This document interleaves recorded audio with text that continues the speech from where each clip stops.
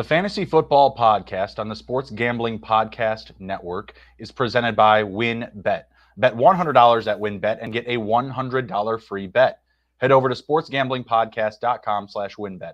That's sportsgamblingpodcast.com/WYNNBET to claim your free bet today. We're also brought to you by the SGPN Fantasy Football Podcast. They're giving away an autographed DeAndre Swift jersey and a merch store gift card. Get all the details by following them on Twitter at SGPN Fantasy. And we're also brought to you by the MLB Gambling Podcast. They're giving away an MLB jersey as a part of their wild card playoff contest exclusively in the SGPN app. Be sure to check out both of those contests. All right, and we're here back with the Week 5 Instant Reaction and Fantasy Analysis Show. I'm your host, Justin Bruni. Joining me, as always, is Mr. Andrew, the TD King Raub. How are we doing, sir? Hey, Justin. Not too bad, man. A very interesting week of games here, and fantasy was all right. Betting, though, such a high last week and such a low this week. So I'm on to week 6. Yeah, I'm feeling very sympathetic with that sentiment. Week 5, not good for gambling. Pretty okay for fantasy. I definitely had some bad spots. Let's say for sure. The Dame Harris lineups, yeah, those didn't go out. Those didn't go out too well. Excited about that matchup up against the Detroit Lions, that really weak run game that they or run attack, I should say, that they have. Yeah, that wasn't great. But hey, I started some Ramondre Stevenson. I don't know. We're going to be talking about buying him. I know that we've been talking about him the past couple of weeks. So going to be a lot to go over here. We're going to dive right into the reviews, because we have a lot to cover here. We're going backwards. We're going from the games that have recently already finished to all the way back up to Sunday morning from the London game with the Packers and the Giants.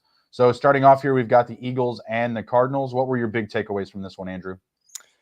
Man, Jalen Hurts can still score no matter what, even when he doesn't throw passing touchdowns. It is what it is, right? But at least he's still getting you viable fantasy points, as a runner. Obviously, he had 2 touchdowns rushing today, so that was fantastic. That's my biggest takeaway, man. You have to trust in Jalen Hurts to make plays, whether it's through the air or on the ground. And he just does it week over week. So he's a fantasy stud, man. It's awesome having him in multiple leagues, and I feel so good moving forward. Right on. Yeah, I have him. I actually have him and Lamar on a super flex team. Spent my first 2 picks on those 2, and it's been a lot of fun.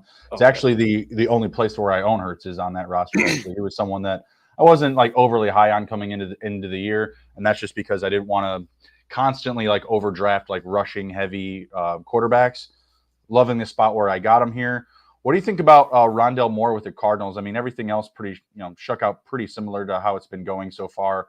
Connor, very average production, 9 for 55 on the ground. That's just his second time this season going over 50 rushing yards. Marquise Brown and Zach Ertz were, pretty much what they've been, throughout the season so far through the first handful of weeks. But Rondelle Moore seems like a potential buy candidate, whether it be in waivers or via trade. Would he be someone that you would be targeting, or are you potentially going to look to sell him on the dip, with the potential return of Hopkins here in a couple of weeks? Man, I think honestly you can do either or. I personally am not going to rush out to go get Rondale. Coming back from injury, it's always worrisome to me that they can always re-injure themselves. Plus, when DeAndre Hopkins comes back, I expect him to be a target monster in this offense. Outside of Zach Ertz, I think those two are going to kind of sponge up all the targets between each other. So I'm not going to personally go get Rondale, but if you're needy at wide receiver, it's somebody that you can definitely get for probably cheaper than you realize at this point. And if you do want Rondale, it's probably a good time to do it now before he has another pretty good game, and then his price goes up. So if you're going to do it, I do it now. Yeah, he's the only really interesting piece that I really took away from this game. Put it together now for a couple of games in a row, looking pretty good. Greg Dortch, has no pulse, no production here whatsoever. Benjamin did find the end zone, 8 for 25 and a touchdown. Any love there? Maybe if you're a Connor owner, but I not enough for me, in my opinion. I guess it really depends on what's up with James Conner's injury. You know, he Mhm. did exit the game, so if he is going to miss some time, I mean, yeah, that's definitely going to be a waiver wire guy for me. Is Eno, because I mean he played pretty well, you know, in the backup role there, and when he did Mhm. get his opportunity, you know, he showed that he was at least running hard, and I like to see that if I'm going to go pick up a guy. So yeah, I mean, definitely a waiver wire guy, you know, and potentially a longer term guy if James Conner's injury is going to linger, or if it comes out that it's, you know, more than we think it is. So I'm not going to rush there if James Mhm. Conner's fine, you know. But as a James Conner owner, I think I have an available spot in the league that I have him in. So I'll probably go grab Eno just as an insurance policy. Right. I don't hate that. We saw produce last year when given opportunities. I also like Darrell Williams. He's probably the option that you can get for free. He'll probably clear waivers, and you can probably pick him up for free. I think that some people will kind of leave him alone, unforgotten on waivers. So I definitely think that he'll be a live option if Connor is out for next week. Wouldn't really hate rolling with either of those guys because obviously we've seen the split touches already, so they're not overloading one running back with a handful of touches. Yep. This guy's up in the chat here asking about what do we do with Khalil Herbert? What can I get for him? And the Mark Andrews touchdown. That's a good question. Good question. Hmm. I mean, I guess it would really depend on your team. You know, like if you need a wide receiver, you know, it might be a good time to package him with a lesser wide receiver to go get maybe, you know, Scary Terry might be available since he's been having some down games. You know, if you have Herbert and another decent wide receiver to package in there, you know, that might be a trade target. That's somebody I'd like to go grab before he has a couple of good games. But I mean, honestly though, I'd probably hang on to Herbert, to be honest. I mean, That's, I yeah, that was you my never know advice. what. Yeah, I mean, you don't know what's going to happen with Montgomery, and Herbert already showed that when Montgomery was out, he was very viable fantasy start. So honestly, I'd probably just sit tight with him unless you know really need to move him to get another piece for your team. The reason why the question is so hard is because he didn't do anything this week, right? You had Montgomery come back. He was productive, did find the end zone, had a handful of catches as well. So he was using the passing and the running game. But we've seen Herbert produce with Montgomery healthy. So I agree with you. You hold him now, get a big week, then you can sell him. Wait Yep. for him to boom, wait for him to boom a little bit, get some value back. Then you can try and flip him for something. And as far as what you can get, don't target something. Just try to get an upgrade on your roster. If you're a little bit weaker at wide receiver, then target a lower end receiver that may, be more applicable or not more applicable, but may fit the mold of a sell candidate. Maybe if someone was willing to give up DJ Moore for a song, if they're really unsatisfied with his production, if you could make that happen, maybe Herbert and another, lower end receiver piece, that would be awesome. But Yep. it feels also like I'm shooting for the stars too. But. Hmm. All right, next one up here, we've got the Cowboys and the Rams. A stinker here for the Rams. I mean, my big takeaway from this is I don't trust anyone on the Rams other than Higbee and Cooper Kupp.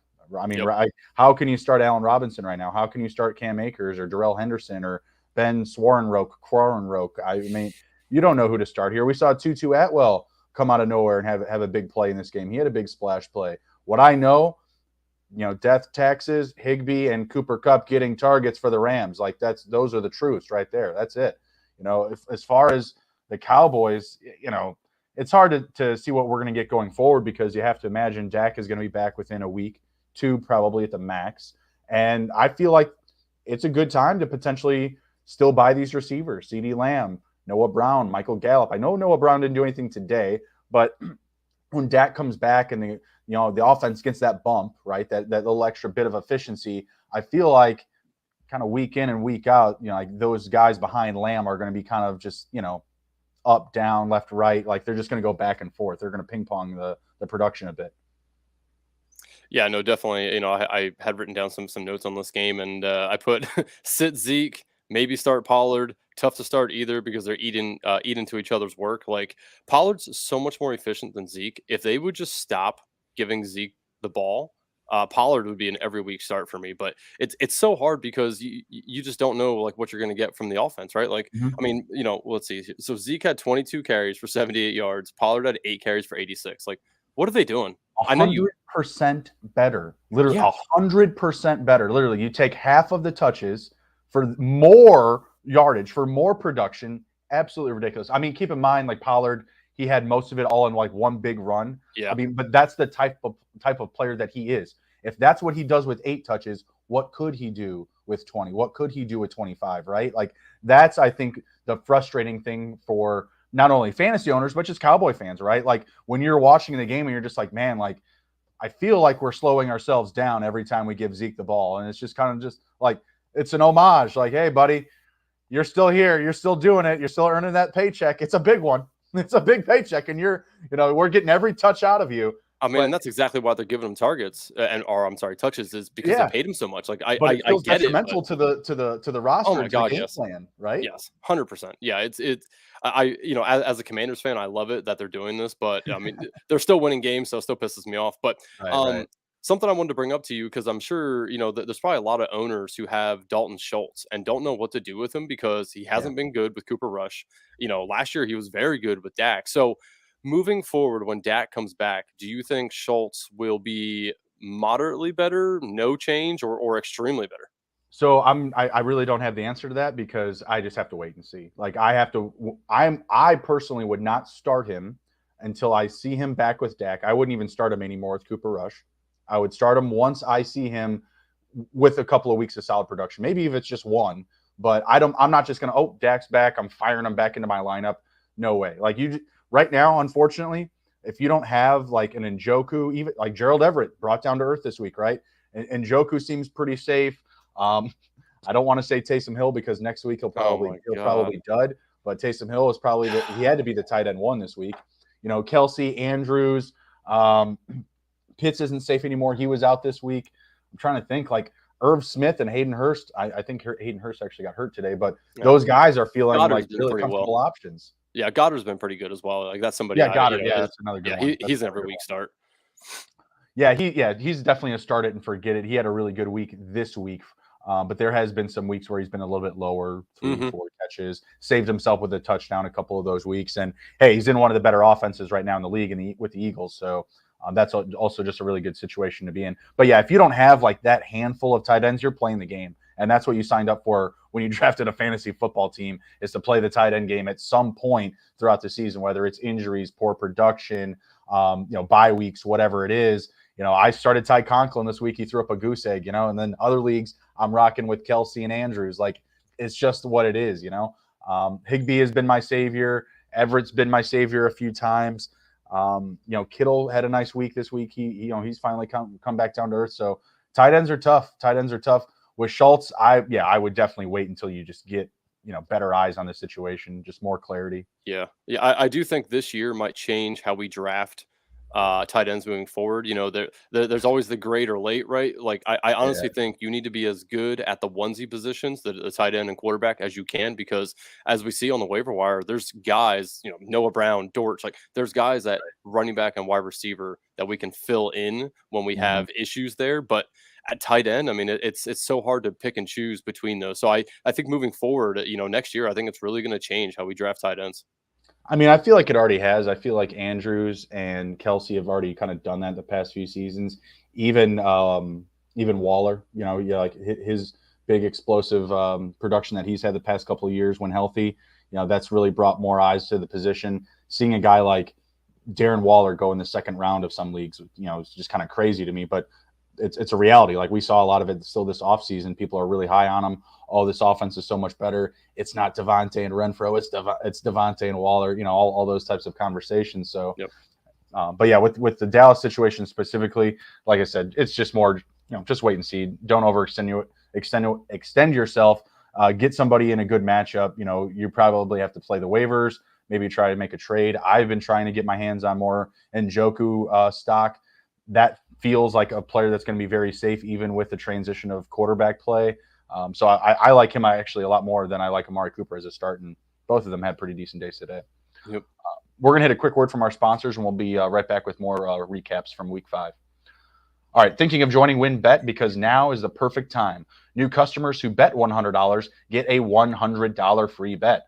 Plus, the WynnBET Casino is always open 24 hours a day, where you can get a 100% deposit bonus up to $1,000. If you're looking to join the WynnBET Biggest Winners Club, whoever hits the biggest parlay on WynnBET odds-wise gets a $1,000 free bet.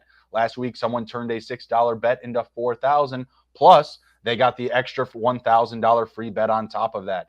WynnBET is truly for D-Gens only. There's so much to choose from, and all you have to do is head over to sportsgamblingpodcast.com/winbet so they know that we sent you. That's sportsgamblingpodcast.com/WYNNBET to claim your free bet today.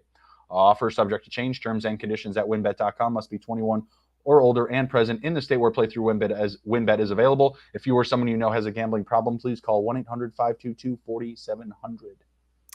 Fubo TV. If you watch football, you need Fubo TV. Fubo TV gives you the complete coverage of college and pro football with the NFL Red Zone, plus games in 4K at no extra charge. Over 100 channels of live sports and entertainment for a fraction of the price of cable. Watch on all your devices and never miss a game or an episode of your favorite shows with the included cloud-based DVR. Plus, there's no contract, no commitment, and you can cancel at any time.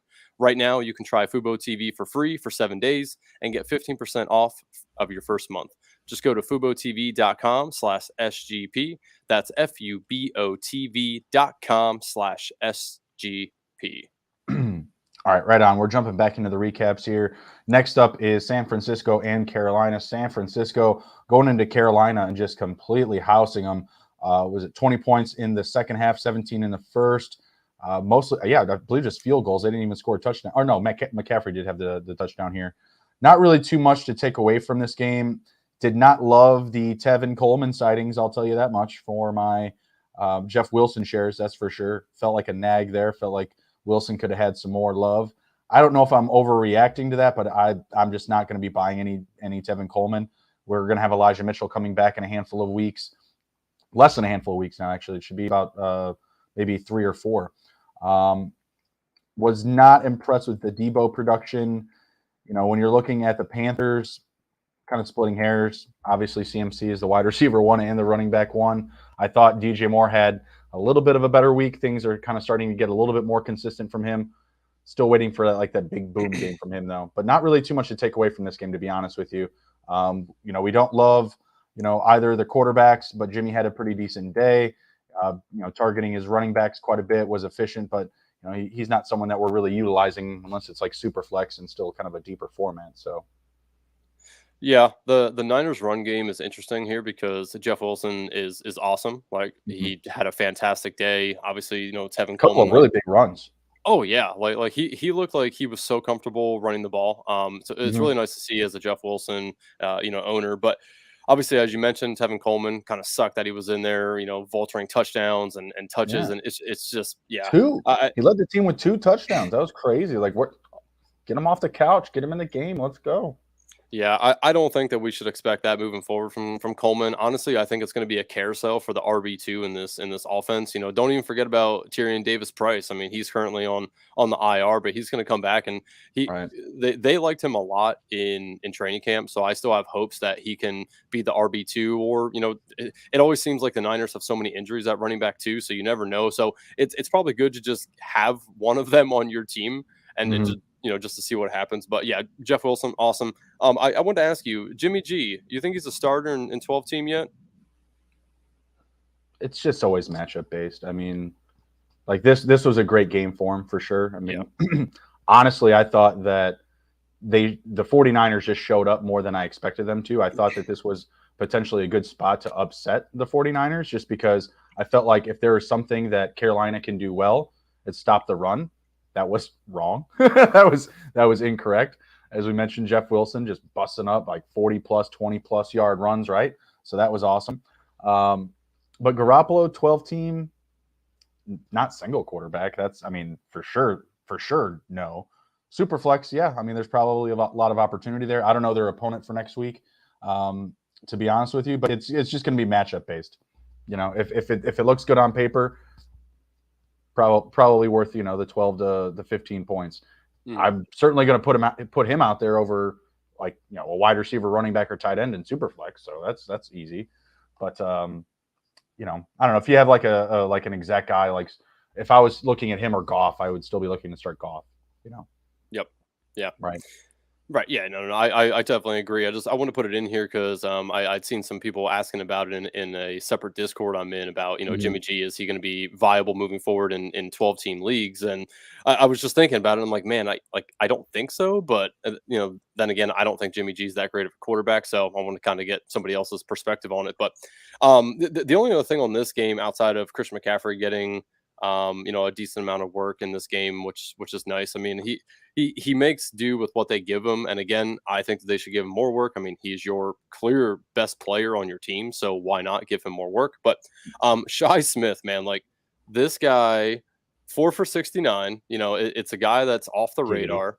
He's yeah, he's a guy that's a little off the radar, but he's been popping up here, every now and again with some good games. So, Shy Smith, in your mind, is he a 14 team and more kind of guy, or does he belong on anybody's bench in 12 teams at all?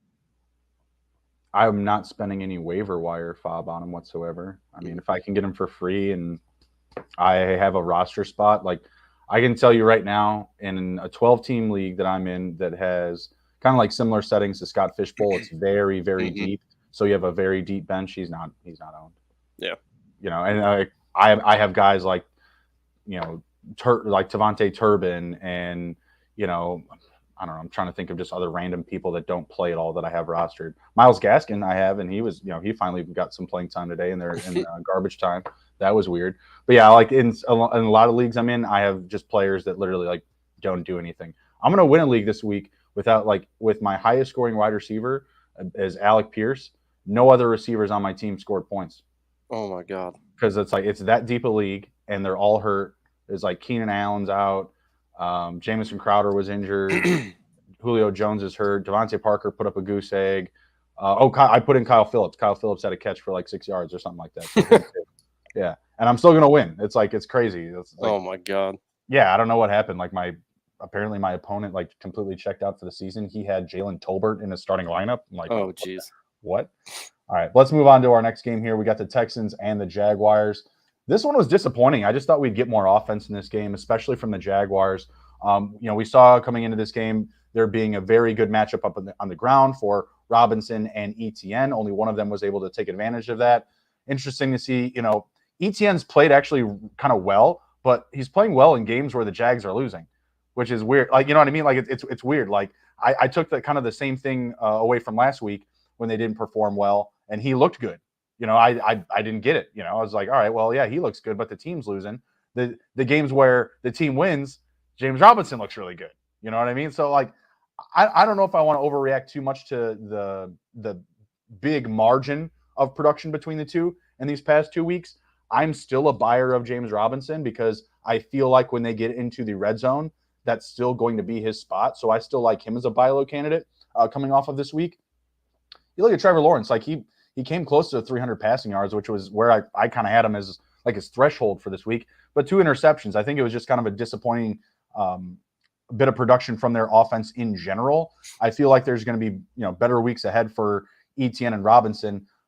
ETN still fumbled the ball again this week too. I'm not sure what his total's up to now, if it's 3 or 4, but he needs to keep his hands on the ball. Like he's been really efficient, but they're not going to let him touch the ball inside the 5 if he can't clean it up. And ultimately, that's what we're going to need come championship week, come the fantasy playoffs. And I feel like that's where like this narrative is kind of heading like right now. Like, all right, well, it's all cool who's good now, but who's going to be the guy that wins it for us? And I feel like come the end of the season, that's going to be the final nod, like, who was right and who was wrong, which camp is going to come out on top in the fantasy atmosphere of, Robinson versus ETN.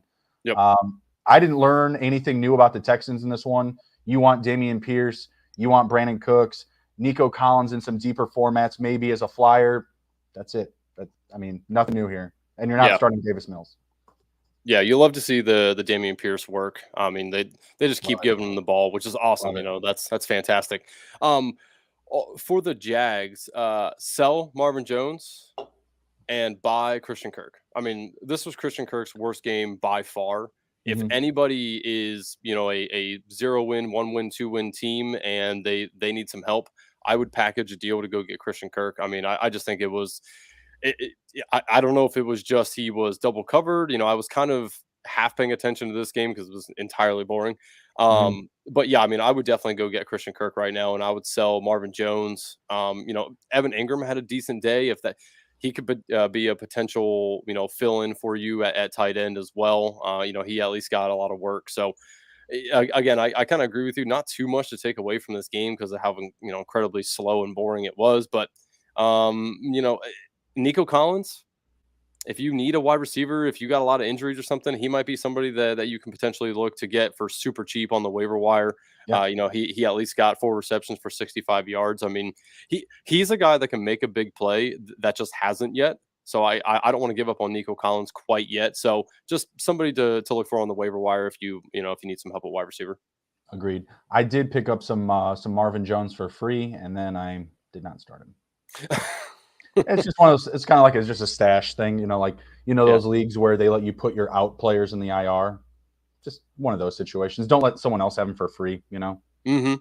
Yeah, but actually, since you picked him up for free, will you try to move him this week based off of what he just did?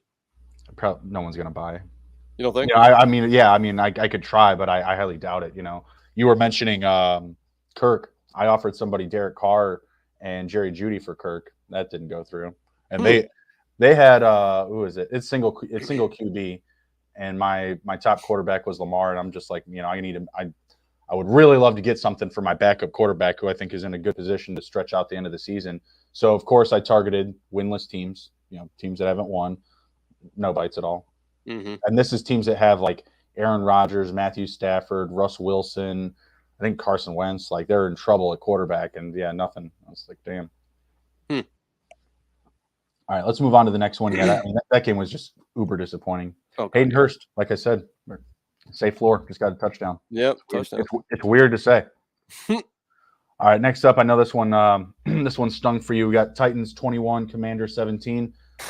Other than just taking a tough one on the chin, what did you get from this game? What did you learn? Washington needs to burn it all down, fire everybody, restart. It's just not working for Washington, right? Like Wentz was awesome the first 2 weeks. I mean, a majority of his season production came in 2 weeks, so he can't really be trusted, moving forward. Even though he had 359 yards and 2 touchdowns, like that's a great day, but you can't count on that. Like he had an opportunity to have a really good bounce back game against a very friendly Titans secondary. Yeah, he got yardage, but it was just volume. He passed the ball nearly 40 times. Yeah, and Scary Terry, I would definitely try to target him because you probably can get him on the cheap. I mean, he's just been mediocre. He's had some games, but I mean, 5 for 76. It's good. That's decent PPR day, but it's just all not coming in the second half. That's what I keep telling this to everybody. Like, it's so exhausting to turn on the game, stat tracker, red zone, and to not see his or feel his name. Like, what the hell? And it's like, oh, halftime. Terry McLaurin just hauls in his first catch, 1 for 25. You're like, oh, hey, he's playing. How about that? He's playing. He's not hurt. He's not on the sideline. He's actually in the game. He caught a ball. It's nuts. Carson Wentz and Curtis Samuel, it's a thing. There's no like Christian Mingle breadcrumbs to pick up on. It's just a thing. They're boys. I don't know what it is. I don't know if they're playing Fortnite and the rest of the team's playing Call of Duty or what's going on, but there's something there. There is something going on with those two because he is only looking his way. I swear to God. Funny little side note here. Carson Wentz, I don't know, it was like 4 or 5 years ago, he put a tweet out that he thinks Curtis Samuel is like a very like electric player and he'd love to play with him one day. Fast forward, here we are. Like cool. He's always liked his game. Yeah. So it's just, and I'm gonna sound like a broken record here, but man, Washington starts out so vanilla. It's like they don't want to lose the game. Yep. And then they start losing the game and then they start to play faster. They play with more aggression. And it's like, just start the damn game this way. What are you doing? And I mean, run the hurry up offense is what they need to do because you have the athletes realistically to do it. Like you have a good deep running back group, right? You obviously have a deep wide receiver room full of athletes. Terry, Curtis, Diney Brown went off today. Oh, yeah. First Dotson. 2 touchdowns. Yeah. That's what I'm saying. Like, they have deep groups of talent, run the hurry up, do your interchanging when you need to, obviously, like sub in and sub out, based off of conditioning and, who's ready to go and whatever packages you want to get going. And yeah, have just a more, what's the word I'm looking for? A more staged or rehearsed first set of drives. Okay. Option A, they score on the first drive. We immediately say, more gasoline. Let's go. Crank it up, crank it up, crank it up. Okay. They kick on their first drive. Actually, same thing. Same thing. Keep it going. Yeah, it was just so disappointing at the end of the game too. They get the pass interference call and they're down at the 1 yard line, and 3 straight pass plays for nothing. I mean, it's just mind boggling to me that they didn't at least try to run the ball once, because they had 19 seconds to start those 3 plays. They could have ran the ball once. I know they had no timeouts, but they could have got back up and spiked it and then had a pass play. Like, at least try to get in the end zone with Robinson or Gibson. It's just their offense is just so vanilla. It's so hard to trust. And yet, I mean, there's guys making plays through the week that are viable fantasy starters. So I don't know. Washington is such a mystery to me, and I pay attention to the team day in and day out. It's just so anyway, so fantasy purposes, Terry McLaurin, I would still try to go buy him, on the low. Don't give up too much. Curtis Samuel, same ordeal. You can definitely get him on the lower cost. On the Titan side, Derrick Henry just continues to be awesome. He's getting all the work. I mean, he's just, bar none, fantastic running back. And as long as he doesn't get injured, I think he's obviously, fantastic moving forward. But you want to trust absolutely no one on the Titans pass offense. No wide receivers, no tight ends. I don't want to deal with anything on the tight ends outside of Derrick Henry. Yeah, absolutely. I mean, if you're in a tough spot, I started Robert Woods this week, and he's on a roster where I'm going to score like the most points that week. I mean, it's all going to be situation based, right? Like, in desperate times, I don't hate Robert Woods. I think Treylon Burks could be a nice stash for the end of the season, even in redraft formats, because I feel like they are still going to have to pass more at some point. They're going to get into a higher scoring total game. They're not going to be able to slow down and park the bus in a lot of these matchups. Like today, they were able to really set the tone, right? Like they were able to, kind of stay ahead, keep moving the needle, and all through the run game, right? So like that won't be there every week. They had a friendly matchup this week. We'll see what we get for them going forward. But I agree with you. And like most situations, 80% of the situations, you're looking to not start or touch those Tennessee wide receivers until we get a little bit more consistency built up there. Yeah, I do just want to touch on Washington's running back core real quick. I don't think you can start any of them moving forward now that Brian Robinson's back. I mean, it's just it's going to be so hard to trust any of them. Gibson only had 3 carries. He did have 3 receptions. But again, I think 5. Yeah, I mean, and Brian Robinson had 9, and I think Antonio Gibson, what we saw today is probably exactly what's going to happen moving forward. Is he's going to have a couple of rushes, and then he's going to be in there in plays that they know they can probably get him, the ball in space, and he's a great guy to have the ball in space. I mean, he can make some plays, but again, you can't trust that they're going to need to use him like that. So moving forward, my advice to everybody is do not use any Washington running back until we see how this kind of pans out, and until Robinson fully takes over the first and second down role. Yeah, absolutely. All right, we're gonna hit a quick word from our sponsors, and we're gonna be back with more Week 5 fantasy football recaps. Be right back. Do you ever wish that before every NFL game you could get up-to-date and accurate information before placing bets or locking in your fantasy lineup? Well, now you can. With the Elias Game Plan app, it's the ultimate sports betting and fantasy companion for the NFL, NBA, and MLB. Whether you're part of a fantasy tournament, placing bets, or just a huge sports fan and stats nerd, Elias Game Plan has everything that you need. Take this NFL season to the next level and download the Elias Game Plan app today. Choose from 3 game plans when you subscribe, weekly, monthly, or annual. But I can get you 25% off your first month when you choose the monthly subscription. Just use our promo code SGPN25. Find the Elias Game Plan sports betting app now in the app store or Play Store today and use my promo code SGPN25. No House Advantage. No House Advantage is changing the game by offering the most dynamic fantasy sports platform available today. Play in pick'em contests versus other people for the shot at winning $250,000 plus in cash. Download the app, choose a contest, select your player props, earn points for correct picks, and climb the leaderboard for your shot to win big money every day. You can also test your skills versus the house and 20 times your entry if you hit all your picks. Bet on up to 5 player prop, over-unders, or individual player matchups across every major sports league, including NFL, NBA, MLB, PGA, MMA, and NASCAR. Make sure to check out No House Advantage today and experience daily fantasy sports redefined, because it's not just how you play, but also where you play. You won't want to miss out. Sign up now with promo code SGPN at nohouseadvantage.com or download the app to get a first deposit match up to $25. All right, and we're back. We're talking fantasy football recaps from NFL Week 5. Next up, we've got the Falcons and the Buccaneers.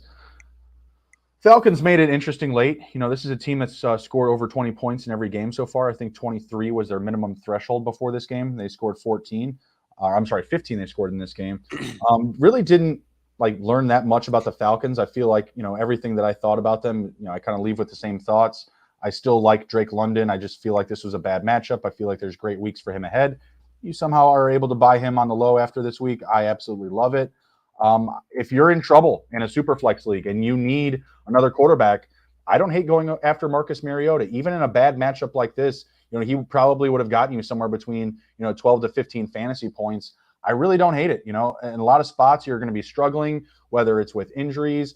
If I went up against Tua last week and another guy started Teddy Bridgewater up against me this week, I can't keep running into that type of luck, but we're seeing around the league, some dominoes start to fall, even a Mac Jones. If you were in one of those situations where you put yourself at risk, Marcus Mariota, he might be the answer to, some of those, leagues where you really sat on quarterback.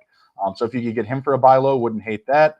Leonard Fournette did, big Lenny things, big third and Lenny things, 10 catches. That was awesome. I really don't know if you're going to be able to predict who's going to have the most catches from that group week in and week out. It's really just going to be up to Tom. Tom's been also pretty impressive. Not throwing a ton of touchdowns, might be someone that you might be able to buy on a low or even sell if you have a bulk of quarterbacks. Yep.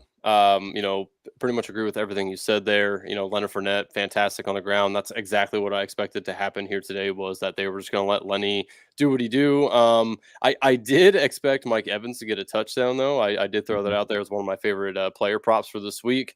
And it was criminal that they did not give him the one where he did not step out of bounds and the ball clearly crossed the pylon because they knocked it over. And they still did not. They called it not a touchdown on the field. There wasn't enough evidence to overturn it. So he actually should have had a touchdown on that. Fortunately, that then went to Leonard Fournette. So it is what it is. But Mike Evans could have had an even better day. So, if you can go buy any of Chris Godwin, Mike Evans, Leonard Fournette, and even Rachaad White, if you want a guy that you can definitely trade very low for, is Rachaad White. Man, he could be fantastic if Leonard Fournette ever gets injured, or just they decide to maybe give him less of a workload. Rachaad White could be awesome. He's a very good running back, and that was somebody I was high on before the season. So from the Bucs, if you can target any of those guys, I would do that now. Same thing, you said Drake London. I would definitely target him. I know last week he was, I think, 4th in air yards and target share through the air in the NFL. Drake London is definitely somebody that the Falcons love to target. So I would definitely go buy him if you can. This was definitely a bad matchup, and I think moving forward he's obviously going to be fine. I'm sure there could be some other matchups along the way that it's kind of like this, where you're not going to get a whole lot from him, but I think there's better days to come for Drake London. The really big thing that I wanted to watch for the Falcons game here was Tyler Algier, to see how he did in the absence of Cordell Patterson. 13 for 45. I don't think he caught any balls. No, he did not. So yeah, just 13 for 45, not impressive, but again, the Bucs defense is very good up front. So next week, this is somebody I'm definitely going to be watching here to see how they're going to use him moving forward. Obviously, he did have the most carries on the team. So if you are running back needy, like hard, this could be somebody that you could either pick up still off the waiver wire or potentially trade for very low. I mean, again, don't spend a lot on him, but I do like the opportunity for him behind Patterson. So just, somebody I'm going to be definitely watching next week to see how they use him, against a lesser opponent. Yeah, Caleb Huntley also had, what was it, 8 carries for 34, Mariota 7 for 61, 13 for 45. It's really tough for me to buy into that group because I feel like Arthur Smith is just going to it's not even about drawing it up for any one guy. He just wants to draw up like really creative plays. And I feel like there's going to be a lot of cooks in the kitchen when it comes to that run game. I wouldn't overextend your fob exposure with any of these guys. That's all. Yep. Like, no, I totally like agree. Algier. I like Huntley. I like the guy, most importantly, that I can get for free. The guy that is not going to cost me anything whatsoever. Yep. But yeah, nothing really serious to take away from the Falcons. I also think we kind of just also have to keep in mind that Pitts will be back. His role will expand. They're going to work on definitely getting him more involved in the offense. So, temper expectations kind of all around. I was assuming that with Patterson out, like you would get just more passing, and they still just really rotated, the touches on the ground to keep the defense guessing because they don't have one of those running backs that they just like. They don't have the Zeke Elliott that they have to atone 20 plus touches for all the millions of dollars, right? They can go out there and play just, risk-free football, because they have nothing to lose. Like, just run it with whoever. No big deal. We're not keeping promises. All right, next up, we've got the Jets and the Dolphins. Really weird one. The Jets score 40 points, but Zach Wilson doesn't pass for a touchdown. Really odd game. My big takeaways, selling the Dolphins, whatever I can to sell Dolphins. I want to get rid of them. I don't know what's going to be going on with the quarterback situation. Teddy Bridgewater could have came back. It felt like whoever is in charge of the concussion situation was overly concerned about how they were going to handle Dolphin quarterbacks getting concussions after the Tua issue. I was about literally the word scandal almost came out of my mouth because that's what it's kind of starting to feel like, with some of the finger pointing, going around after, what we've saw with, Tua situation. Obviously he gets knocked out, throws up the fingers and the, kind of locked in, body actions after taking that hit. That was, pretty terrible to see. Right away, Teddy gets taken out of this one. We got Skylar Thompson. I'm not trusting Jalen Waddle. I'm not trusting Tyreek Hill with him. Raheem Mostert, maybe a buy low candidate. I haven't been on the Chase Edmonds bandwagon, throughout the preseason. I was always on taking the guy that would cost me the least amount, like the guy at the very back end, whether that was Sony Michel, he's gone, obviously, Myles Gaskin, who oddly got some touches today, or Raheem Mostert. And here we are. It seems like it's the Raheem Mostert show. He might be a buy candidate for me. And also after this game, I would love to try and get some Garrett Wilson if I get some, kind of timid owners that are scared of his production this week. I feel like the passing game is going to have some brighter days ahead. I would like to buy some Garrett Wilson after this one and potentially some Raheem Mostert. Yeah, you say Mostert, I say Mostert. Potato. Who knows, right? But I that was literally one of the only things I wrote down for this game was Mostert. In my eyes, now two good weeks. He is a start. Especially if they're going to have issues with the quarterback, he might not get very valuable touches, but I think he's going to get a lot of touches moving forward, especially, if Skylar's there leading the way. So Mostert, definitely, if he's still on the waiver wire, go pick him up for sure. He's going to be on the waiver wire article, I'm sure, this week.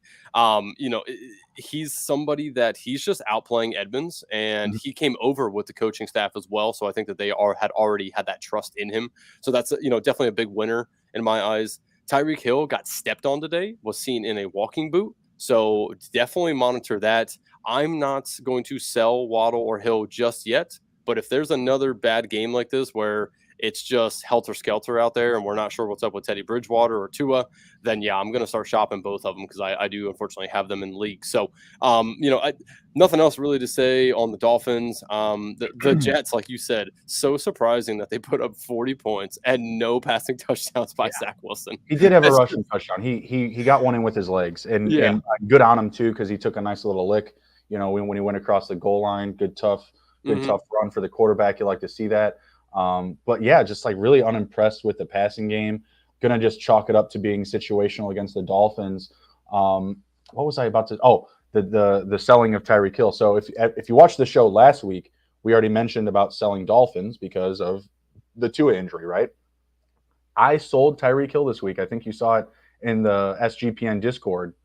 James Robinson, DJ Moore, and Brandon Cooks. And while the return wasn't like booming this week, I still feel like going through the rest of the season, that's really going to be a bright, swap for me. Already this week, you're seeing Hill hurt 3-for-1 swap like that. The guy had a good amount of depth, so he definitely could afford to give up a little bit. But I felt really good about it because I was already on, not necessarily he's going to have just like a bad season, but his best games of the year had already been played, right? Like that 6 touchdown game for Tua, right? Like the 2 games, ooh, that would have been a nice catch. The 2 games over 125 receiving, over 140 receiving, like I was not betting on that to continue with Teddy Bridgewater. Now another domino falls and we're on to Skylar Thompson. Like, yeah, it's a rough situation down there, and it was fun to watch. It was the Blur brothers were great. They gone. Blue, yeah. What Blur? Yeah. So Breece Hall or Michael Carter, both of them obviously starts for both of them. Sit either one, trade them. Andrew, I went out and I spent a lot to get a lot of Breece Hall in this offseason. So I was very happy about what I got at Breece Hall today. But in a lot of those spots where I have Breece Hall, I also have Michael Carter. And this was the first week. This was the first week that I didn't start both of them. That's what I've been doing. Oh my God. That's what I had been doing. Is like, I'm gonna sit Carter this week. It was good. I did fine. Like, Breece was still Breece. Fantasy football is a fickle. Those two touchdowns that Michael Carter got belong to Breece Hall. Oh yeah. That was bullshit. That was awful. That man carried you all the way down the field on multiple 40, 50-plus yard runs or catches, and you do that? Oh, my God, Robert Saleh, shame. Shame on thee. Oh, my goodness. That was just torture to see, And, like, the one, they actually, like, reviewed it because they were like, oh, this is actually close. And the second one, he was definitely – I think they were actually a little more friendly. It was down to, like, the 3, and they put it down at the 1. So, yeah, that was tough. Was great that he did get the 1. I am going to continue to roll with both of them. So like I mentioned, like I wanted a lot of Hall, and I backed that up with Carter in a lot of spots because of, hey, what if it doesn't go my way, right? Like you're trying to lock in literally the 101 in dynasty drafts. Like you need to back that up. That's like the same as drafting Derrick Henry in the 2nd round. You need to back that up, right? Because if you're spending that type of stock, you got to have some insurance on it, right? So I feel good about owning both. I'm not trying to sell either. If you are in a situation where you're like, oh, who do I have to start one over the other? It's Breece Hall every time for me because he is earning that higher percentage of the touches. Honestly, Michael Carter today was just an anomaly. His production, like his fantasy totals, they're not going to be like that in the next 3 weeks, combined probably because he's not going to have as many touchdowns, in my opinion. Yep. No, I agree. I know people obviously have both Hall or Carter on their team or one or the other. And it's like, what do you do with these 2 guys? Because it's kind of like they eat into each other's work, but they're both doing enough to be startable. So if I have Carter, I'm probably going to sell him. If I have both of them, as you said, I'd probably hold both of them. But if I just have Carter, I probably sell. If I just have Hall, I'm keeping him. But just Carter, I think it was a little bit of an outlier with the 2 touchdowns today. You might be able to weasel your way into a pretty good trade. So just food for thought for people who just have Carter on their team because you're probably not starting him. Get him off your bench and get something that you might be able to actually start. I think he would be a nice sprinkle in a trade. If you're trying to get somebody, like maybe you were trying to get like a 3-for-1 for Travis Kelce. Maybe you get Carter in there with another couple of, good options. Obviously, he would be kind of like the last piece in there. But I feel like a guy like that, could help you, bring home or be the last piece to help you bring home a big trade. Yeah. All right. Next up, we've got the Seahawks and the Saints. What a absolutely fun game. The only thing that disappointed me in this one is I just needed Geno Smith to just throw one interception. Just look somewhat human. But no, Geno Smith out here proving he's a freaking god.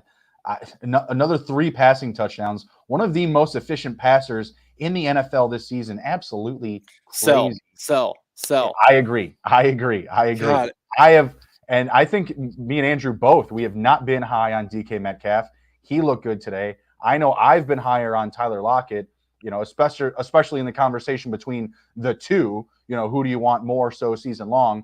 Lockett did have the bigger day today, had 2 absolutely beautiful touchdown catches, especially the second one through coverage. I thought that was going to be my interception that I was going to bring home. Wrong, incorrect. Not really too much to take away other than those guys. Like I'm good with selling Lockett. Metcalf, Geno Smith. It's really hard to predict Saints production. You don't know who's playing quarterback. You don't know if the quarterback's playing wide receiver or running back. It's a very difficult situation to manage. If you are an Alvin Kamara owner, I want to sell. Hill going for, 9 for 112, and Kamara going 23 for 103. I don't think that's going to be production that's going to repeat itself game after game. Kamara came back. He showed that he's healthy. He gave you a nice little bright spot. I think now's a good time to sell him because now you may feel comfortable. Oh, he's back. I'm good. I can leave him and forget about it. And then next week he's going to hurt you again. He's going to get hurt middle of the week in practice. He's going to come up and put 13 for 47 and 2 catches for 6 yards. I feel like now's a good time. You got the value. Maybe you trade him to the Rashad Penny owner. Rashad Penny exited this game with an injury. Ken Walker, a definite buy candidate, 8 for 88 and a touchdown, had one really big run. Other than that, that's really all I got from the game. No, Olave did find the end zone. I was going to say buy Olave. Olave did get hurt, though. Oh, did? Damn. Yeah. Was it on that touchdown ball? Yep. Oh, okay.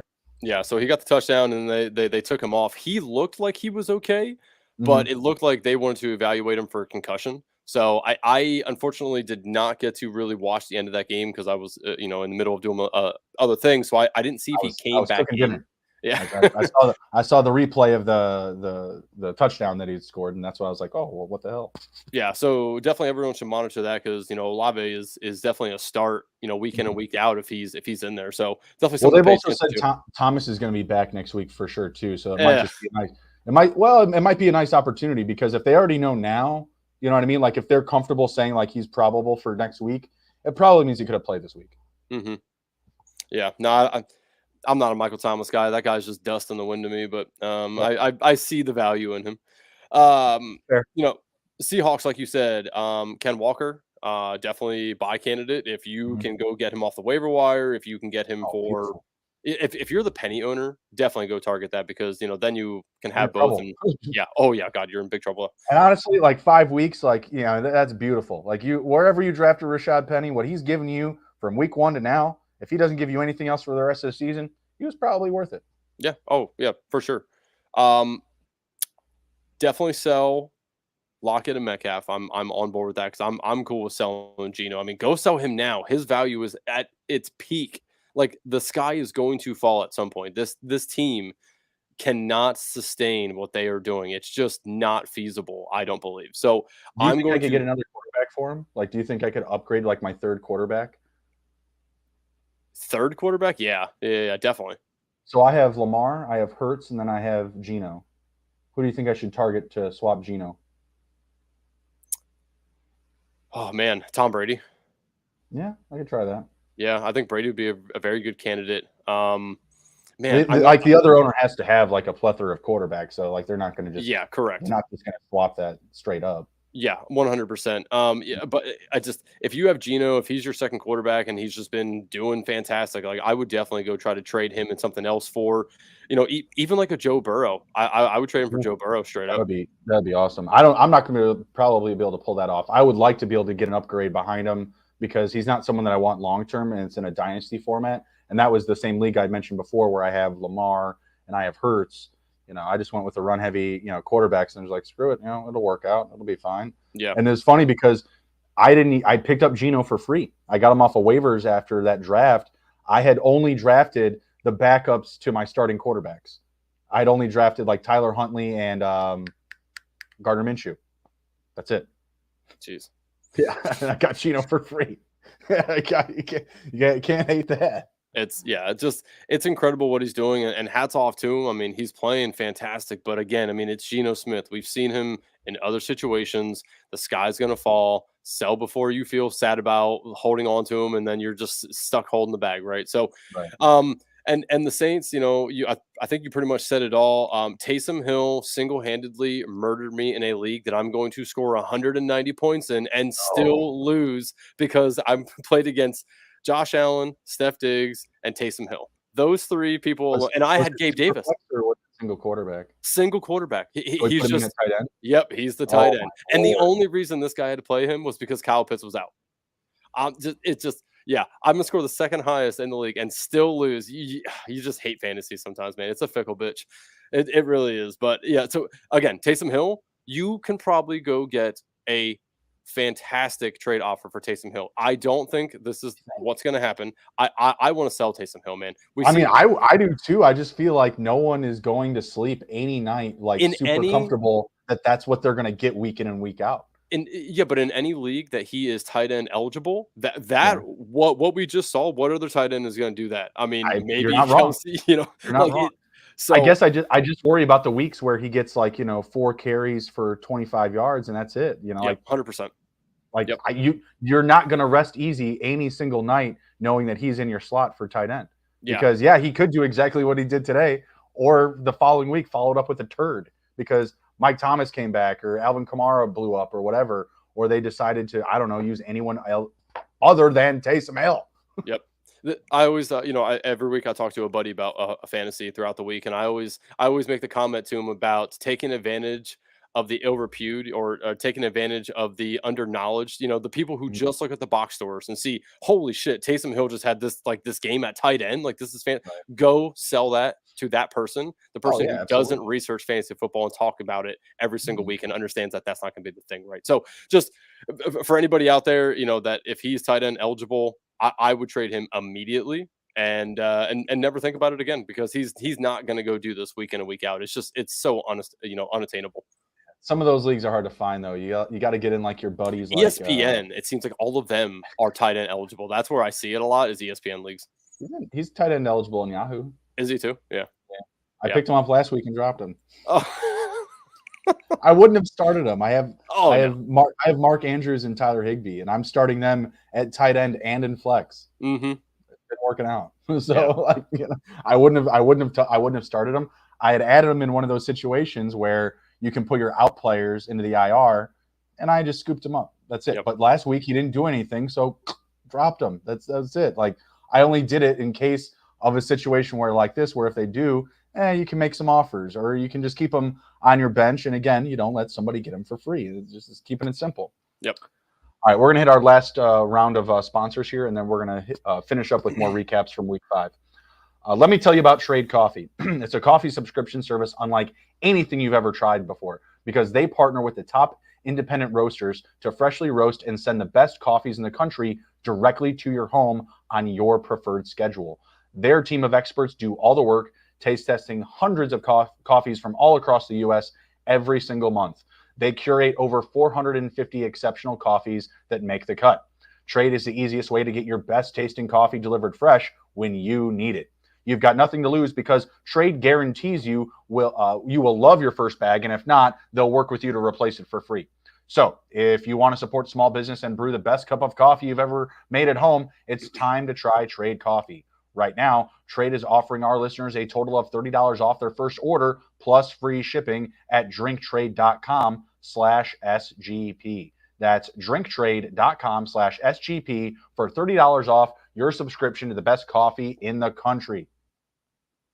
Odds Trader. What is Odds Trader? Odds Trader is a place to compare odds from all major sports books. You can also compare the different sign-up codes and promotions from sports books to get the best deal. The app also provides player stats, key game stats, injury reports, and projected game day weather for bettors to make the most informed bets possible. It also has a bet tracker so bettors can keep records of all your games and betting activities. Go to oddstrader.com/Blue Wire. OddsTrader, the #1 site for all your game day bets. All right, and we're back. We're rolling through the recaps here of Week 5. Our next stop lands us in New England. The Lions taking on the Patriots. What is it, Bailey? Yeah, Bailey Zappi, 1-0 in the NFL, taking down Jared Gopher and the Detroit Lions. Shame on the Lions. I mean, I don't want to throw the word fraud around so lightly. I'm going to give them another week here, but man, you had your boys healthy. You had Amon-Ra healthy. Obviously, Swift was still out, but I felt like with Amon-Ra and TJ Hawkinson, Bill Belichick shouldn't have had the answer to stop the #1 offense in the NFL. You know what I mean? But he did. And it was to get to Jared Goff. It was to get a lot of pressure off that offensive line, really exposed him there. But what I really did appreciate, Andrew, is Josh Reynolds continues to make me look so smart. he just makes me look like the biggest nerd in the world. I just keep telling people to start this dude, and he just keeps backing it up for me. Started Josh Reynolds over DJ Moore this week. The names on the back of their jerseys. One's a little bit more sexier than the other, I'll tell you that much right now, on DJ Moore. But I still threw out Josh Reynolds out there, despite that big, fat, red Q next to his name all week long. I hate the Q, Andrew. I hate it. Buy Josh Reynolds. I'm telling you guys, like, he is the second best pass catcher on this roster. I'm telling you. And it's not because he's better than TJ Hawkinson. It's because he has the next best rapport with Jared Goff after Amon-Ra St. Brown. Like, it's just that simple. I don't care what DJ Shark does when he comes back. I will be starting Josh Reynolds over DJ Shark until there's a reason not to. I don't feel like I'm going to get hurt. I feel like it's safer than Amari Cooper stock. Call me crazy. Call me nuts. Bold. Very bold. Just look at the numbers. Look, don't get rid of the ADP. Get rid of the drafts. The drafts are over, everybody, all right? I don't care that Josh Reynolds wasn't drafted in your home league, all right? I don't care if he wasn't drafted in, the Scott Fish Bowl or some other, high-end fantasy football invitational. The proof's in the pudding, and I'm eating dessert with Josh Reynolds. Like that. That's just what's happening right now. I bet he finds the end zone next week. I don't know how many targets he had, but it had to be a fair amount. He had 6 catches for 92. You know how many targets he had? I don't. Yeah, I just see 6 for 92 as well. I don't have that one up. It is funny though. Like, yeah, he just keeps being productive. I mean, you're right. It's just I can't start him and feel good about it. Like, I just cannot, because Sure. I know the first time I start him, he's gonna have that letdown game, and I'm gonna hate myself for being like, why in the shit would I start Josh Reynolds? I got caught with my pants down with Greg Dortch one week, but it was just 1 week, and then I didn't do it anymore. But all the other weeks, mucho dinero. It's very true. I mean, yeah, it's just yeah. Josh Reynolds, not sexy, but productive, and that is the name of the game. Amra, I had him in a bunch of leagues. I did not start him in any single one because I knew that this was going to happen. Bill Belichick knew Amon-Ra St. Brown was just injured. He's coming into the game. We are going to make sure that he does nothing. And 4 for 18, it might as well be nothing. So, I think moving forward, he's going to be fine. Bill Belichick. The Patriots are good on both sides of the ball up front, on the offense and defensive line. They are very good. And, they made Jared Goff pay. They made everyone's darling, Jamal Williams, 15 for 56. Not a very good day. Yeah, but I feel like the Jamal Williams, I feel like Fantasy Sharps kind of were on that one too. Like, he had a good week last week, the first week without him, but last week was the first time he even had a career run of over like 20 plus yards. Yeah. Oh, yeah, 100%. Yeah. He had his entire career over 25. Yeah. I was telling people, you need to keep a nose towards Craig Reynolds a little bit here, because if Swift is out for a while, this is going to be the guy that is your first and second down back. And Jamal Williams will still have that usage in the red zone because they trust him. He has a lot of experience, and he's better for third down blocking, right? So, I still feel like people need to have a nose for Craig Reynolds if Swift is out, but I felt like that split was kind of expected. I expected more from the passing offense. Look at the game. They were down the entire time. I expect more from this offense that's just has so much opportunity. It's not even about how good they are. It's just about how many times they were able to go out and just play offense, because they would turn the ball over. They would offer up a turnover where the defense would score. What was it? Kyle Jugger had a return fumble for a touchdown, right? Okay, cool. We're back on the field. It's great for fantasy. Go get us some fantasy points, guys. What the hell? What are you doing? Josh Reynolds, in the last 4 weeks, he either has 8+ targets or a touchdown. I don't know what to tell y'all. He has at least 38 receiving yards through the last 4 weeks. The last 3 weeks, he has 80 at least. I don't know what to tell y'all. Josh Reynolds is a thing. I'm not excited about it. I don't have his jersey in my closet, okay? It's just a fact of the matter. Yeah, He's making me look so smart. I love it. I don't have anything against him outside of it's just Josh Reynolds. And, I'm lucky enough that in all my leagues, I'm not in a scenario where I'm like, you know what? I got to go get a Josh Reynolds to play every week. I just have the depth there. I wish I had more of them. Oh, my God. That's so funny. Jared Goff, I'm assuming you would not recommend starting him outside of, he's kind of matchup dependent, right? I started him a lot today. I mean, he's top 5 quarterback right now in the NFL, like numbers Yeah. wise. I started him today in a bunch of spots. I started him over Matt Stafford. I don't feel bad about it. I look at Matt Stafford today and I'm like, you're not that impressive. I would still rather go with a quarterback who's going to be in a very good game script. If anything, you can buy Jared Goff for cheaper now because the defense isn't going to get better next week. They're going to get, maybe they get better throughout the season, but how much better can they get from dead last? 5 spots, 6 spots. That's still great. That's, you know what I mean? I wish I had their schedule up in front of me because I'm sure, I could just reference. Yeah, let me just pull it up really quick. It won't take me very long. I can literally just reference their upcoming matchups and if I would start Goff or not. So Cowboys, that's like not ideal, right? Like Stafford and the Rams, they just kind of got showed up. Still starting him there. He's on the road. The Cowboys, they may play keep away with the ball a little bit, but they score points still. So I feel like there's still going to be points to be had in that game. The Dolphins after that at home, gimme. The Packers at home after that, gimme. The Bears after that on the road, gimme. The Giants after that, I'll take it. The Bills, again, great game script. Honestly, the Jaguars December 4th doesn't sound great. Don't ask me why. That game today was just putting me to freaking sleep between the Jaguars and the Texans, so maybe that's why. The Vikings after that sounds great. Yeah, I mean, I think what you just explained to everybody is he's a hold. I personally am not starting him next week. I would not do that. I think that, I mean, again, they just got shut out 29-0. I would not recommend to anybody to start him next week. But I mean, you just read a list of at least 5 or 6 games in a row, a stretch that he could be very, very good for fantasy. So I think he's a hold. But I saw a lot of people started him. And in this matchup, I thought, at least to myself, it was very obvious that they just weren't in a good mindset. Amon St. Brown was just coming back. They don't have Swift. Jamal Williams is not Swift by any means. Like it's just, I felt like this was the Bill Belichick game where he was going to come in and make Jared Goff look goofy, which he did. And take away his best target, which Bill Belichick 100%. has been known for since like Jimmy Graham and Calvin Johnson. Like, oh, you know what? Yep. We're going to take those guys away. You do what you want with everybody else. Did someone die? No, Jackson almost had a really long pass to Duvernay for a touchdown. Just overthrew him. Oh. What a beautiful NFL player. Devin Duvernay, baby. Just the pulse of that offense. Running back, receiver. Can he play tight end? Oh. Man, just overthrew him. I just caught it. I'm always behind you. I don't know why I'm so much. So weird. But yeah, Devin Duvernay, what a stud. What a beaut. Such a beauty, Devin Duvernay. I told you last week I traded him for like a 5th round pick or something. Mm-hmm. What? And then Bateman's out. Wide receiver 1. No big deal. I know, right? Yeah, that's no big deal. All right, we got Evan in the chat. Appreciate you being in the chat, Evan.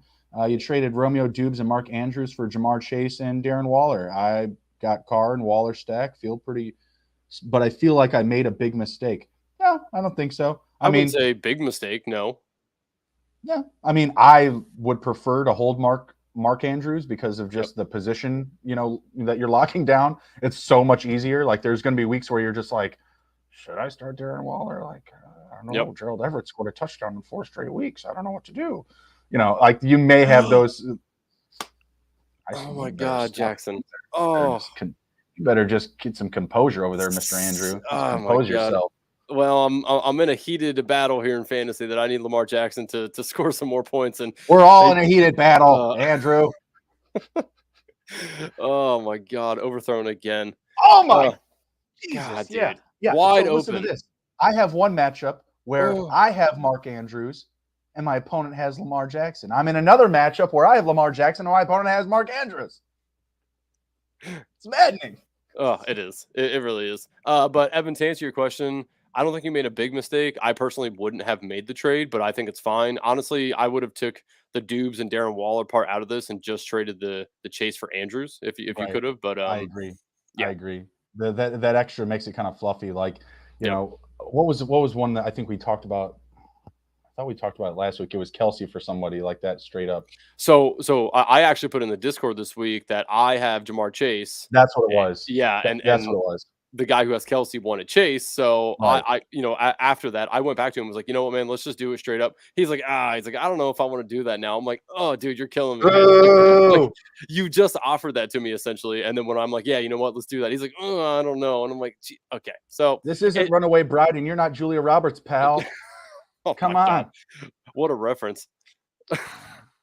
Wife was watching on the TV the other day, the life I live, pal. I'm so glad you cleared that up with your wife was watching that on the TV.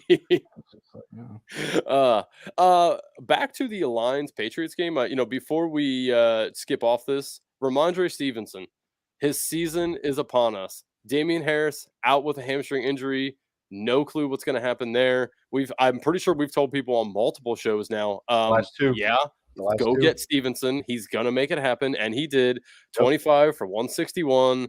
What do you have? 2 for 14 as well. Obviously, not a whole lot through the air, but I mean, a ton on the ground. And that's exactly what you're going to get week in and week out, as long as Damian Harris isn't in the game. I mean, even when he is, I think, again, Ramondre Stevenson, I think, is the better complete back. Go get him. I doubt you can go get him now, but hopefully you did, because we've been telling you that to go get him. There's probably a fair amount of teams that have him drafted with running back depth. So I think that it's very practical that you can make a swap for him. So if you have more, wide receivers rostered, if you have that depth, target a team that has Ramondre Stevenson with running back depth, you should be able to make a swap there. I don't love the next matchup with the Browns, but the week after that against the Bears have been Swiss cheese on the ground, just holes everywhere. Yep. So I really love that matchup. I do not love the matchup against the Browns. If Dame is out, obviously that makes Stevenson a really good start in fantasy, but don't expect this level of production. The Browns ain't the Lions. The Lions gave up the second most fantasy points to the running back position coming into this game. I'm sure they're right there at number 1 now, or if not still number 2. So I don't love that Browns matchup, but the Bears after that, like I said, going to be aces. Yep. Yeah. 100%. Speaking of the Bears, had a nice little run here to close out the game. Couldn't quite get the ball down in the field, and Burrow throws an interception. Jesus. Mm-hmm. Yeah, I don't know if it was Velus Jones, but it was literally just a receiver had the ball ripped out of his hands. It was kind of pathetic, to be honest with you. It was just very Chicago Bears-esque football to close down the game. Didn't really learn anything. I still don't trust Cole Kmet. I still don't trust Darnell Mooney. I still don't feel I don't feel scared to start either running back on any occasion, whether I own both Herbert or Montgomery. I understand that Herbert didn't do a lot this week, but I feel like he's going to be very active in the game plan. Like, I don't care what the projection is. If I'm in a tough situation, I'll start either of them. Yeah, the Bears hate throwing the ball. They like running the ball. It's for exactly. Yeah. Exactly. That's their game plan. That's their focus. That's where their strength is. The Bears' offensive line has actually been pretty decent when running the ball. They are not pass protecting whatsoever. There's constantly a pocket collapsing on Fields, but for some reason, when they're setting up the run, the blocking works. I cannot explain it, but as a fan, I'm a Chicago fan. It's incredibly infuriating because it's like, why does the blocking work for one aspect of our playbook, but not the other? I just don't get it. I really don't. Yep. Yeah. I don't know, man. Your guess is as good as mine.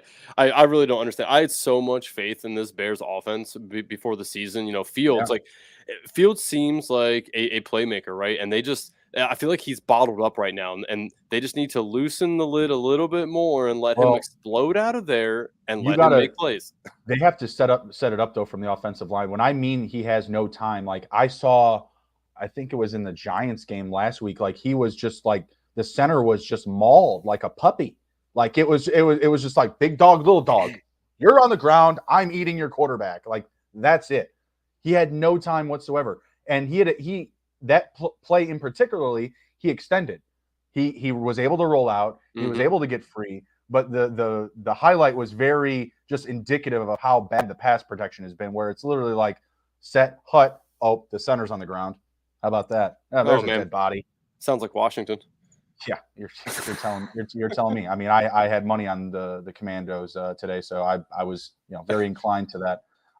With the Vikings in this game, they were the Vikings. Like I was telling Andrew guys before the show started, like you looked at these numbers from these guys, what Cook put up, what what Jefferson put up, what JJ threw up on the air and in the end zone, like I would have thought the Vikings scored 45.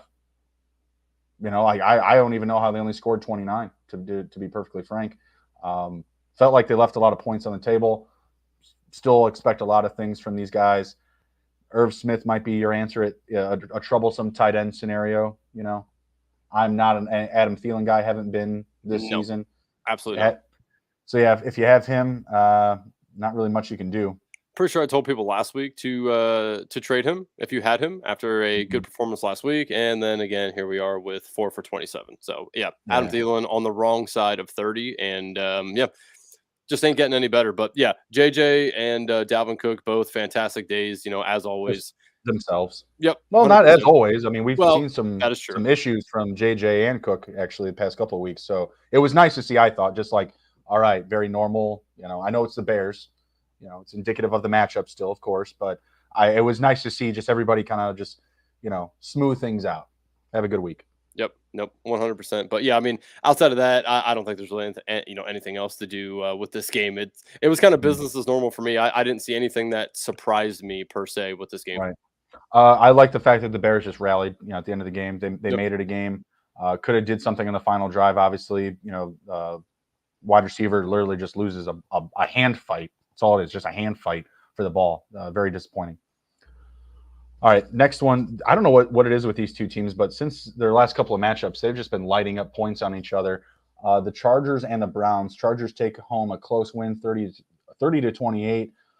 Didn't really learn too much here. Kind of similar to the last game. The studs were the studs for the Chargers. Mike Williams did big things with Keenan out. It seems like he can be productive regardless of the volume, whether he's getting 2 catches for a touchdown or 10 catches for 100 yards plus. Nick Chubb was that dude. Started him in a couple of battle royales this week. Made me a couple of bucks there. Kareem Hunt, good production, but not amazing production. Might be viable production. What do you think about this one?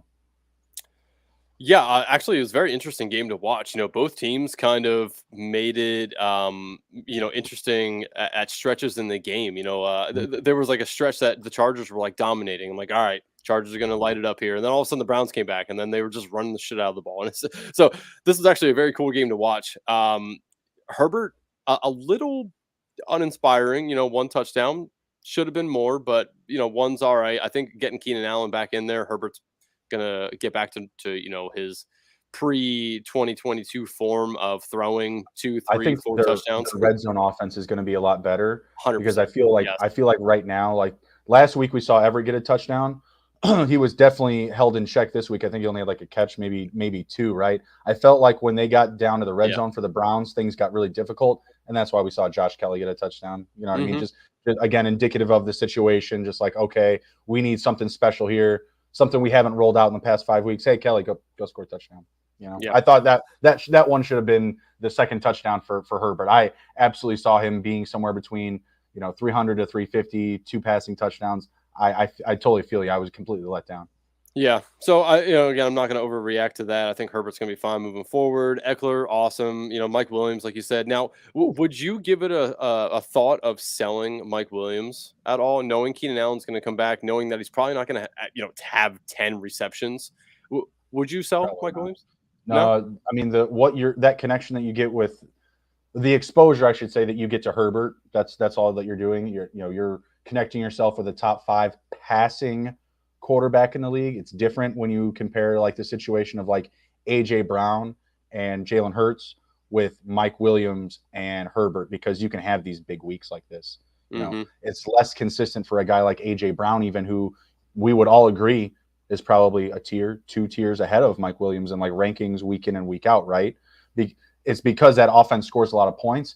With Herbert and his offense, the passing volume is so high, you want to get as much of exposure to any offense like that, whether it's the T. Higgins and the Jamar Chase combo with Burrow, right?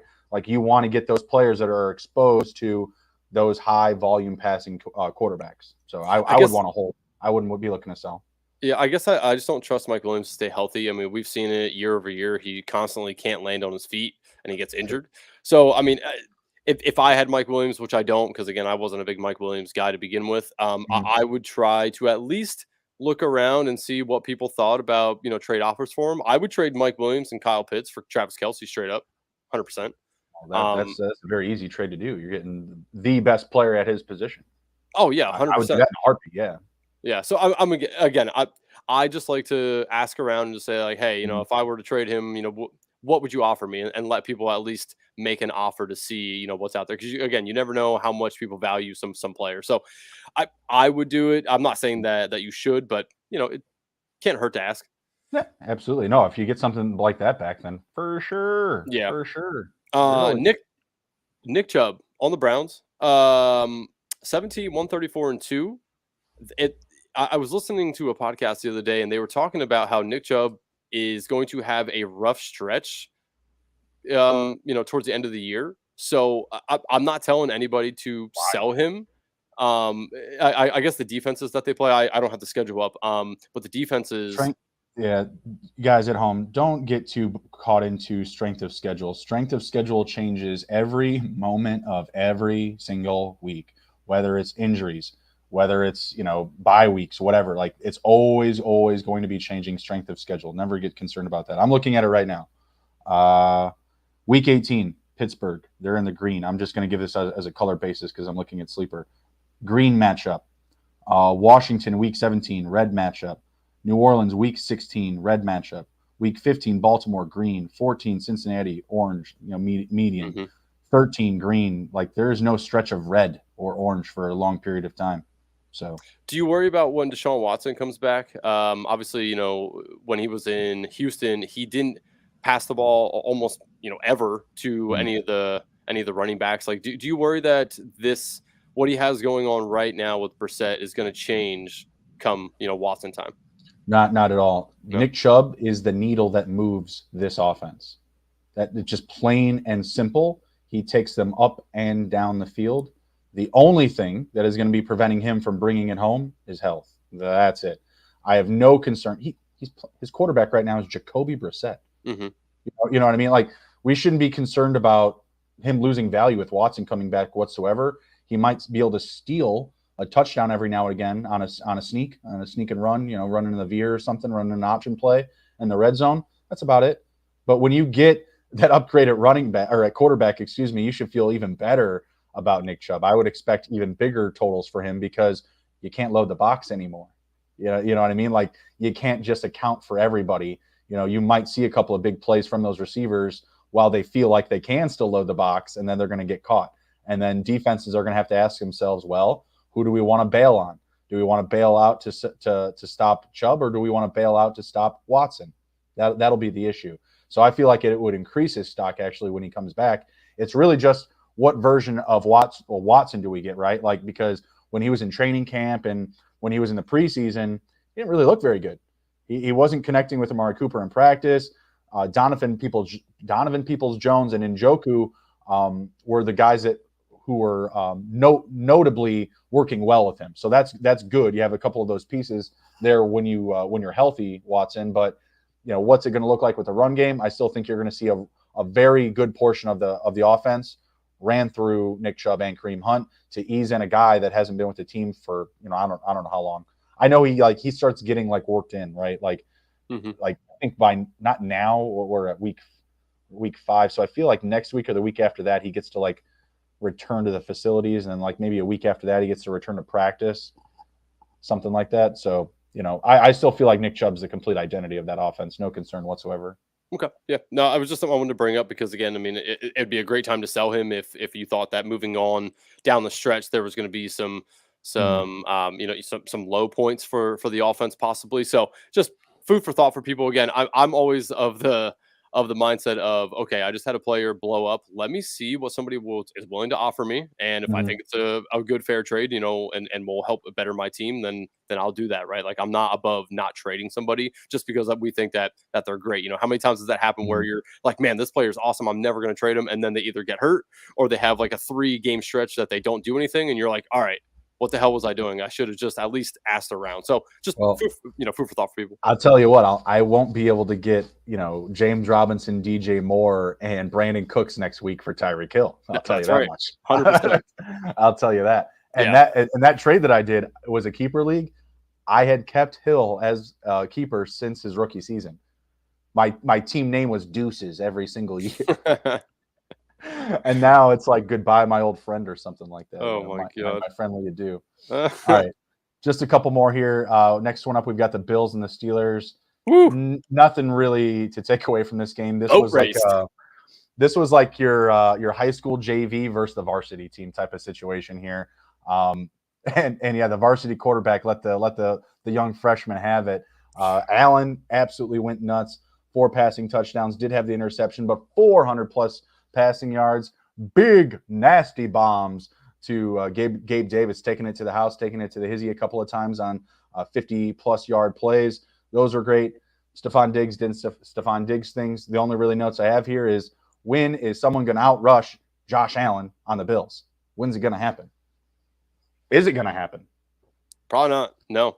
I mean, really not until the end of the year, right? Like, that's when we saw Singletary do, pretty good stuff. Last year was at the end of the year, so maybe then. But right now, I mean, you ain't stopping Allen. And I think moving forward, Gabe Davis, obviously, Diggs is the every week starter, but Gabe Davis every week starter until at least Isaiah McKenzie comes back and gets full practices in. Obviously, Jamison Crowder broke his foot, so he's out, and there's really not anybody else there that's going to take away a bunch of work from him. So Gabe Davis, automatic start for me in every format moving forward.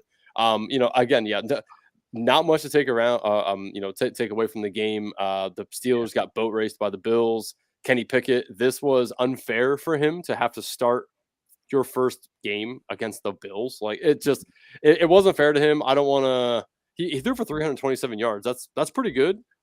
No touchdowns. DJ had 13 targets. He did one thing right, and he looked at his best weapon 13 times. Go get him, kid. I'm excited for him. Like if I was his coach, that's exactly what I'd say. Like, didn't really expect you to do much, bud. Didn't really expect you to come out here and beat Josh Allen in this juggernaut, but you did pretty good. You looked at your best player 13 times. I love it. Hopefully next week it's 15. I do think it's interesting, though, right? George Pickens had a better stat line than Deontay Johnson did, and I honestly think it's because rookie camps, right? Pickett with Pickens, right? Like, I think the connection's already there a little bit.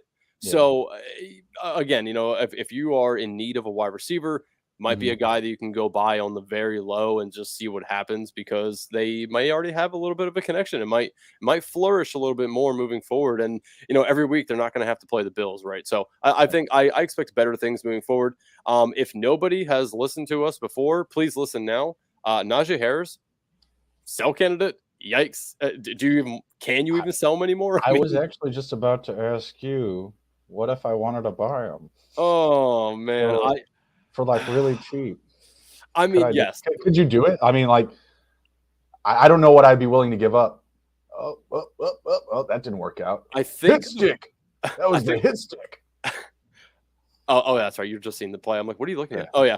I think the problem you're going to run into is name recognition, right? With Najee, like, people are still going to be like, oh yeah, but he's Najee Harris. Like, yeah, but he just went 11 for 20. Like, it's just. I am not going to go buy him, but I see the case of buying him low now while he's had bad games. I completely understand that. I just am not going to go tell people to do it. Could you do Tony Pollard straight up? Yeah, I would do that just for the sheer fact of volume. Pollard, until Zeke gets injured or they decide to just not play him. That feels like an even one, like where you're playing like the current upside of someone that's fitting the role, but you're also kind of buying into what you still believe Najee could be from like your preseason thought process. Yeah, no, 100%. Like, I would never. I'm not going to blame anybody for going to buy him. I'm just personally not doing it because I wasn't a Najee guy. I have zero exposure to him. Like, the Liz Frank injury that he had, it wasn't an injury, it was a bruise, right? Like, that still worries me because, as we see with Carolina's quarterback, he oh God, who was it? How? Is that the who? Corral? Carolina's Matt Corral. Yeah, that was the backup, right? It's like third string. Yeah, whatever. He has the Liz Frank injury and he's out for the entire season. Like, that's what I worry about with Najee as well, is that he gets a re-aggravation or a worsening Liz Frank injury as well. So that's another reason I don't want him, outside of the Steelers' offensive line is dog shit, and the Steelers just aren't playing very well either. So, but I completely understand the case of buying him low right now. Just don't overspend for him. If I'm 0-5 in Dynasty, that's definitely like a play for next year that I would definitely try to make. Yes, 100%. All right, last one up here. Oh, wait, what did I want to mention? I thought there was something I wanted to mention. I don't know. If I remember, I'll bring it up on the Twitter machine. All right, last one up here. Giants in Green Bay. Very good game. Very good game. Shout out to the Giants who made this one a knife fight. And they slit Aaron Rodgers' throat. That was great. Yeah, Packers just really disappeared in the second half of this one.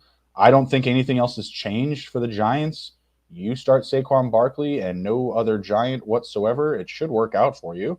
I just want more touches for Aaron Jones, man. I don't know what it is. AJ Dillon 6 for 34. Aaron Jones 13 for 63, but they're really not getting the ball in the passing offense. Just what was it, 2 catches for 17? That's my big takeaway. Like, yeah, cool. You can draw it up to Randall Cobb. Is that working? How is that going for you?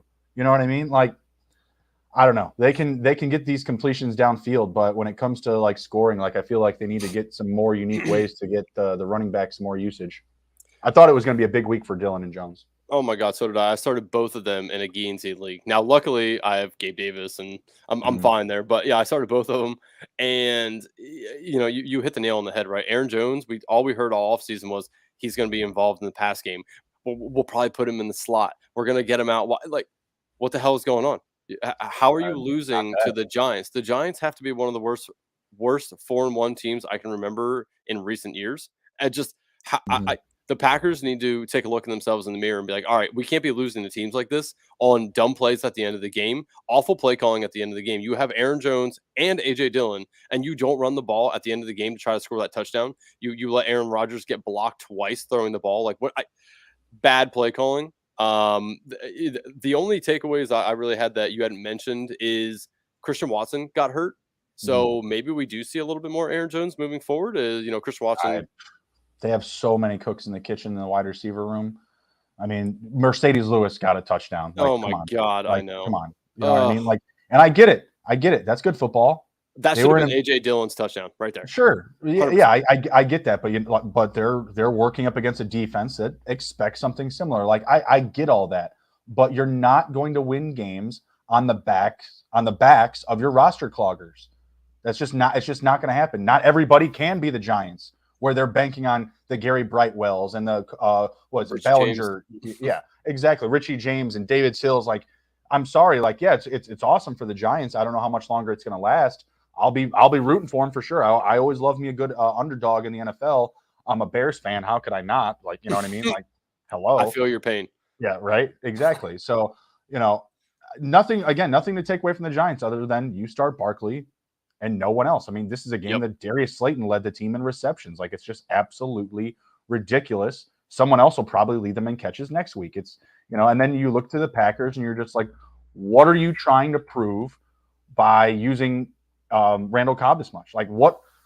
You're not winning style points here, guys. You play to win the game. You know what I mean? And I just felt like Randall Cobb, yeah, he had a good game, but he was such a focal point of the offense that it just pulled away from the other opportunities. Like, we need Lazard to be making some of those catches down the sidelines. We need, Rob Tonyan to really get going here. You need more catches to Aaron Jones, who, when he has the ball in his hands, is going to be far more electric than, Randall Cobb. Saw Randall Cobb make some nice flashes, but he's not going to be their answer. So nothing really to overreact there. Just, get some more touches to Aaron Jones. Come on now. Yeah, I expect Aaron Rodgers to have a much better game. They play the Jets next week. I expect them to have a much better game. I expect either one of Lazard or Dubs to have a very good game. And, AJ Dillon, Aaron Jones are going to get back on track. Like, I still have a lot of faith in the Packers offense to make the adjustments. Aaron Rodgers isn't dumb. Like, he's been here before. Right. He understands like the situation. So I expect them to have a much better game. But yeah, I mean, nothing else really to say. I mean, you said it all for the Giants, right? Don't do anything. Don't start anybody but Saquon Barkley. That's it. I wouldn't even touch Dan Jones, and power to him. He's managing the game very well. Like, again, from like an NFL point of view, betting, gambling, picking the winners, like you got to be rooting for this kid, right? Like, but again, for fantasy, he just doesn't do enough, and really when you're watching these Giants games, you're waiting for Saquon to kind of break the game open, right? Like, it happened a few times in this matchup where just like, all right, well, here comes Saquon. Mm-hmm. He's on. And you know what? They even had a moment where he was taken to the locker room, I believe, with like a injured shoulder or something right before halftime. Yeah, into the tent. Yep. Yeah, exactly. Yeah. So it didn't even feel like that the game was going to go their way because it's like, man, they just lost their offense. Like, damn. And he the ran reporter the said he came shooting out of a cannon. I was like, really? Shot out of a cannon? No shit. I've never seen that method used before for injured players. It's wild. Yeah, and Barkley got a few snaps as well in there. Wildcat. So yeah, Okay, I mean, very interesting, man. I'll tell you what, if Barkley gets a couple of those every week, that is going to make his ceiling even more, because I feel like obviously we saw it years ago with the Dolphins, right? Like it made the running backs even more valuable at that point. So if that's something that they're going to do moving forward, Saquon Barkley's stock is even higher than what it is now. He's a top 3 running back right now. It's like him and Nick Chubb are the 2 safest guys right now, because CMC and the Panthers and Baker just not on the same page yet. JT been underwhelming, been hurt. I mean, it's Nick Chubb and Saquon right now. Yeah. Their league. All right, cool. This was a good one and a long one per usual on the Sunday night. We got the Ravens up 13-10 right now, end of the third quarter, going into the final quarter of that Sunday night game. Should be a lot of fun. You got anything to share before we head out? 2 things. One, tomorrow night we won't have to prop our eyelids open to watch the game, since it is the Chiefs and the Raiders. Should be a barn burner, hopefully. And second thing is, again, if everyone hasn't went to the SGP merch store, hoodies, hats, shout out Jake Paquin.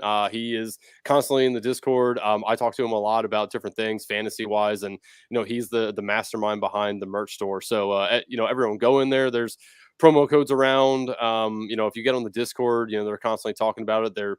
They give merch Merch Monday gift cards away every Monday as well. So go check it out. There's a ton of different shit in there for all different podcasts, not just this one. So just shout out Jay, because he's pretty awesome dude, and he does a whole lot for us with the merch store. So yeah, absolutely. We're also giving away a merch store gift card ourselves. All you have to do is follow the YouTube channel.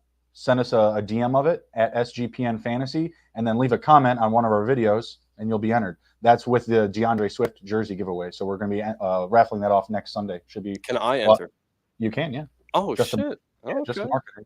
I'll say I'm an avid merch store, buyer. So. All right, right on. All right, take care. Be well. Be good, everybody. And if you can't be good at it. We'll see you. See you.